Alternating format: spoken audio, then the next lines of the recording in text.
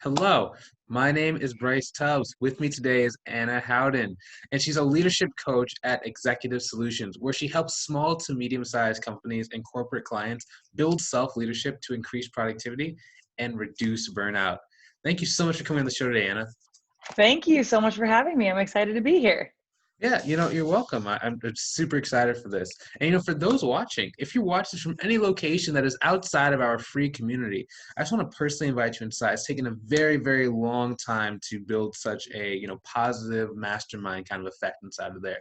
So if that's you, click the link either above or below the video. Love to have you inside the community. Now, Anna, what was life like before you got into coaching, and what was the catalyst that brought you into the space? Yeah. So I'm gonna correct one thing. So I'm at Braybell Coaching. That's my coaching's names. I do executive solutions and self-leadership coaching in Braybell Coaching. But how I got into the realm of it all was because I originally was working in a corporate setting, and I was kind of climbing the corporate ladder right out of college. I got headhunted out of that company to another one, and I realized that I loved like watching and solving the corporate, like the kind of the drama aspect of it, and kind of people like just the culture. So I realized when a company was doing really well, people were getting along inside the culture. People were really happy to come into work. When the company wasn't doing so well, people were like complaining a lot. People weren't very happy. And I really enjoyed that side of it. And I loved leading and training. And I really love being in public speaking and stuff like that. So I was just like, how can I make a career of this? And so I found coaching, and I found training in executive solutions. So now I go into companies and I work with people I work specifically with self-leadership and how to leadership and develop self-leadership within to be the best, either leader in the company, employee, or also help corporate solutions and culture and stuff like that. That's really cool. Can I ask you this question? So Yeah. oftentimes when it comes to leadership, I think sometimes that word is very misunderstood by every single person. Everybody has a different meaning. So Mhm. maybe what are some characteristics of, a good leader, regardless of what your position or your title is? Yeah. So self-leadership is something that I've actually stumbled upon recently in the last few years of my life. And what self-leadership is it's an ownership of self. It's a confidence. It's always asking the question. It's always wondering. It's making sure that you are trying to figure out how everyone else ticks. It's being very empathetic. So what a good self-leader is they are a confident person that understands, is trying to constantly figure out themselves, how they tick, how they work, and then how to figure out everyone else around them. So it's the empathy that comes in there, trying to figure out everyone else's language and lead best towards how everyone else learns. A lot of times, leaders will lead in a certain way that works for them, but not in the way that their employees or counterparts work with them.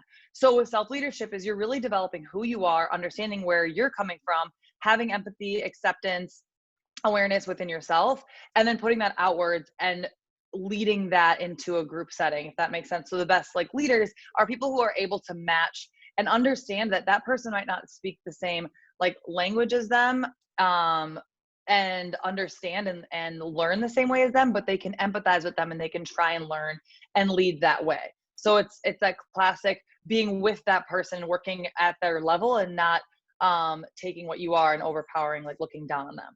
Does that kind of help or make sense? Yeah, it does. The follow-up question to that is, really being able to learn a new language, because oftentimes if someone has not been taking the time to learn those languages, and now they try and come to someone, maybe they've hurt their feelings in the past, how can someone maybe start to develop that relationship and really learn that language? Yeah. I love that, because I think the biggest thing is that you can always grow. So I work with a few other coaches, and I associate with other companies, and this self-governance thing kind of came out. So self-care is something that is very huge right now, but a lot of times it's very trendy to be like, oh, self-care is a bubble bath and a bottle of wine. Yes, that is great, but self-governance is something where it's more like you're actually taking care of yourself. You're taking care of responsibility of self, and your ownership and what makes you a better person. So you always have to have self-forgiveness, self-empathy. And a lot of times in executives, forgiveness and empathy is seen as a weakness, not a strength, where really like the best leaders can be empathetic with themselves. They can forgive themselves, and they can learn when they've been hurt to kind of figure that out. So when it comes to language, is first of all, you need to figure out your language. So I relate this a lot to love languages. There are 5 love languages. And when you figure out what yours is and why you project that one, everything will click for you on like how to then, where you come from, why you act a certain way. And if you can do that the way you lead in relationships, in the business, and you figure out where you come from, and then the more you get to know your employees or your counterparts and you figure out where their language is coming from, that's where you're going to get that connection space. Does that make sense? Yeah. Let me ask this question. So, kind of right now, a lot of us are in a different place Yeah. because of the quarantine. Some are in it, some are coming out, some are going back in. What has been one of your biggest takeaways from this quarantine period? Yes. So what I'm seeing, which I think is funny, is I see like a 50-50 split. Honestly, I would say Yeah. it's more 75-25. I see people who are like, finally, this gives me the chance to show my company I get to work from home and I can do that and I can plead my case. Because that's a huge thing, especially in different generations, that's what they want to do. And they want that freedom and flexibility. And actually, I've seen a lot, they've seen themselves and happier in their workspace when they're working from home. So I've seen that, and that's probably the majority of what I see. But I either see like people being like, I'm going to plead my case to stay at least 2 to 3 days a week working from home. I can do it now. I've proved myself. And then I see the other like 25% that are like, I need to be in the office. I cannot work from home. I cannot function from home. So that's what I've seen, the takeaway from there. But I think it's a lot about the balance and understanding, again, that language is understanding your clients and your team, and whether you're a leader or whether you're a manager or a CEO, understanding that each individual person works a little bit differently, and how can we work our business around tailoring to that person and how they work, because the most successful business we're going to have is with having successful employees and employees that feel valued. And if your employee feels valued, like you're letting them work from home and that's what they want to do, or them wanting to be in the office and you're letting them do that, then you're going to get better productivity out of them and like your better like ROI. Yeah. That's a great point. Can I ask you this question? So, leadership from home, Yes. self-leadership, or just in general, do you have any tips for people who maybe still haven't adjusted to it? Yeah. So, and I have on my website as well, braybell.com, some tips and stuff like that, as well as my Facebook group, which is Braybell Coaching on Facebook. And what I went over in the quarantine, and especially in the beginning of it, was a lot of self-help stuff. So a lot of times, it's kind of shoot away, especially in the executive space, to like foo-foo, like work on the self-help stuff and like, light a candle. But there's a lot of things that I went down all the way to like the science and the way you feel your body and the way different kind of I guess, hormone imbalances that you need to create to be able to stay functioning from home, because there's been a lot of anxiety right Mm. now in this time. So the biggest thing with this time is the unknown, right? And we are constantly knowing beings. We always know what the next step is, especially as Americans. We're always, always, always like trying to work harder, work smarter, work faster, and like work better.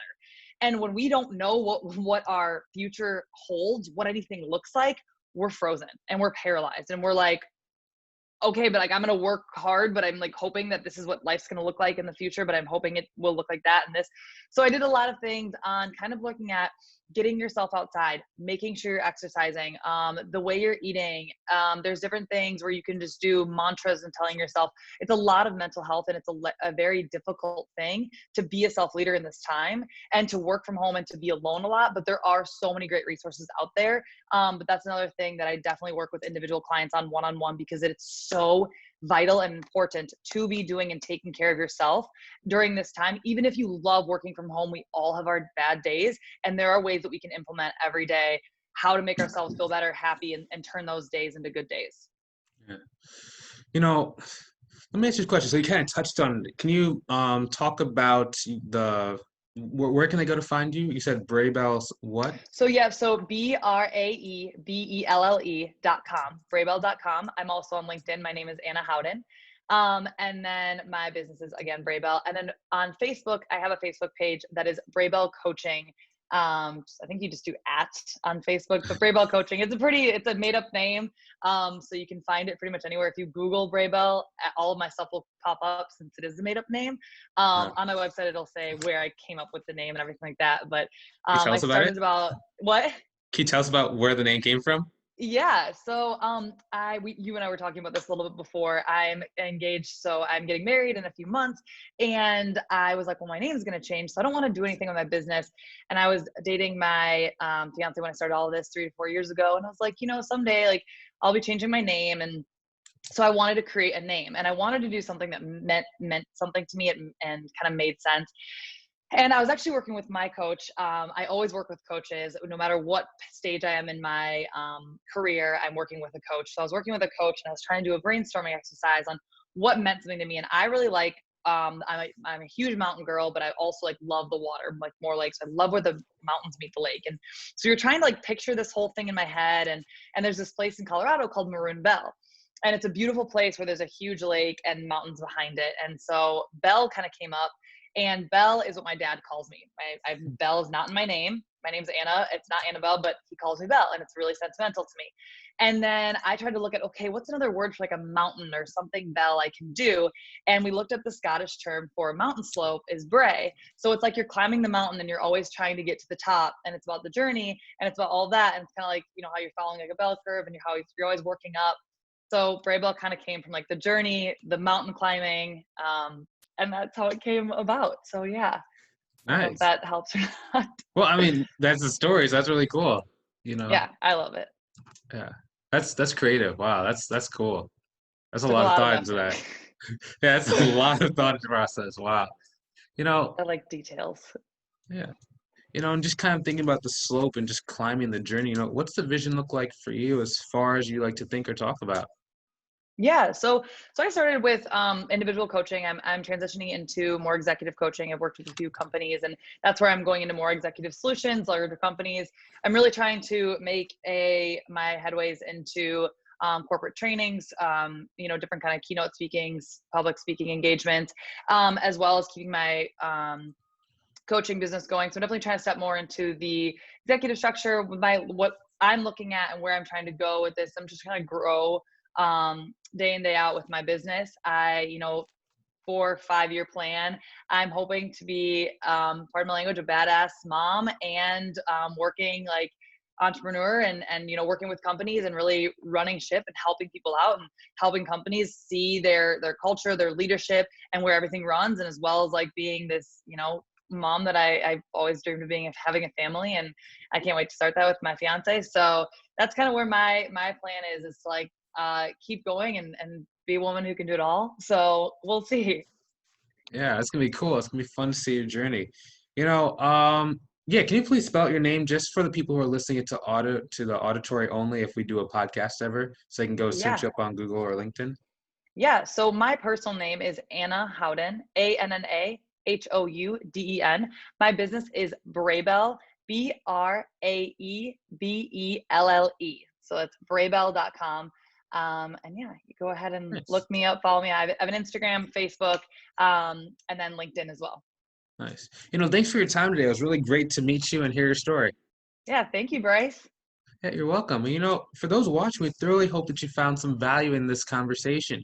Now, if you're in a place where maybe you're socially displaced and, your routine is out of whack, come and join us inside of our community. It's full of people who are improving themselves and helping others do the same. So if that's what you're missing in these times we're in, come and join us by clicking the link either above or below. This is a mastermind like no other. I would love to see you inside and connect with you. So join by clicking the link either above or below the video. And, hopefully you found this conversation as enjoyable to watch as it was to create. Feel free to hit the share button so other people can get some great value as well. Have a great day. We'll talk to you soon. We'll see you in the next video. We're done recording in 3 and 2 and